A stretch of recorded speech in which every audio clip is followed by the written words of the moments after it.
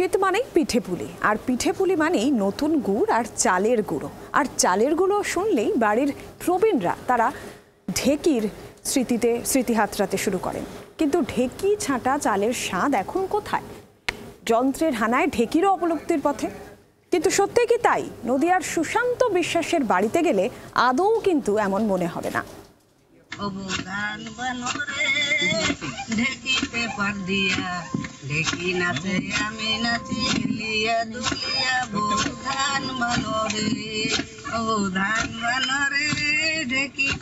ধান সেদ্ধ করছি, শুকাইছি, তারপরে ঢেকিতে ঢাইলে দিছি, দুজনে পাড়াইছি, একজন ঝাড়ছি, এই তো করছি।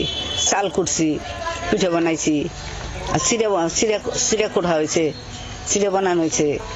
ঢেকিতে দুইজন থাকবে, কে একজনই থাকবে, আর ওই গাইনের দিয়ে অলাইতে থাকবে, আর নাড়তেই হবে এই নোটের ভিতর, আর বাদ দিয়ে ওটা ভাজতেই হবে।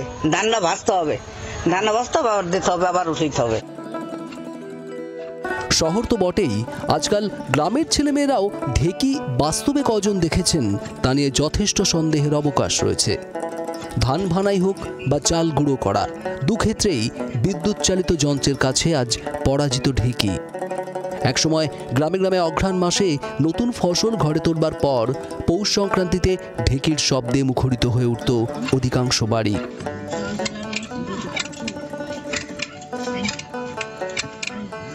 সচ্ছল গ্রামের বাড়িগুলিতে ঢেকির জন্য থাকতো আলাদা ঘর।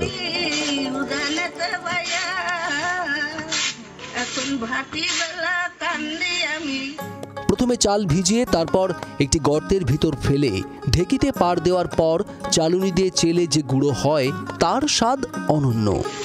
ঢেকির সেই ঐতিহ্য, সেই ঢেকি ছাঁটা চালের স্বাদ আজও এই হাইটেক দুনিয়াতেও বাঁচিয়ে রেখেছেন নদিয়ার বাতকুল্লার সুশান্ত বিশ্বাস। তার আশ্রম পাড়ার বাড়িতে শীতকাল পড়লেই ঢেকিতে পাড় দিতে আসেন অনেক মহিলা। শীতের এই ক্লান্ত দুপুরে এক প্রকার গম গম করে এই বিশ্বাস বাড়ির উঠোন। এটা অনেক দিনের ঢেকি, অনেক দিনের পুরনো, মানে আমাদের মা ঠাকুমাদের আমল থেকে চলে আসছে। তো এবার আছে, আগে তো খুবই হতো, এখন আমরা একটু টুকটাক করছি।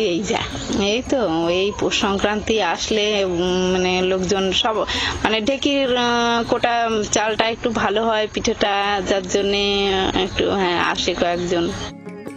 চটজলদি রেডিমেডের দুনিয়ায় বৈদ্যুতিক যন্ত্রে বাঁচছে সময় এবং শ্রম, আর প্রবীণ মানুষদের স্মৃতিতে বাঁচছে ঢেকি। তবে শুধু স্মৃতি কেন, বাতকুল্লার সুশান্ত বিশ্বাসের পরিবারও তো রয়েছে। নদিয়া থেকে বিশ্বজিৎ মিত্রের রিপোর্ট, জি24 ঘন্টা। বাংলার আওয়াজ, বাঙালির আবেগ, জি24 ঘন্টা।